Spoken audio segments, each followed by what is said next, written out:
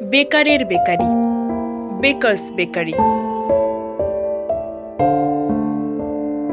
বাঙালির শতাব্দী প্রাচীন মিষ্টান্ন প্রতিষ্ঠান সতীশ ময়রার অভিনব উদ্যোগ। বেকাররাই চাকরি পায়, বেকাররাই চালায় এই বেকারি। 10 জন বেকারের কর্মসংস্থান হয়েছে এই কেক তৈরির কারখানায়।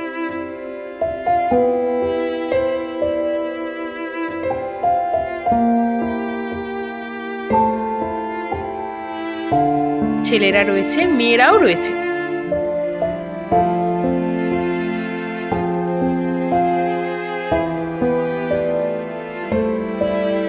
খিদিরপুরের ভেতরে মুখোমুখি দুটো দোকান। সতীশ ময়রার মিষ্টির দোকানের উল্টো ফুটেই বেকার্স বেকারি।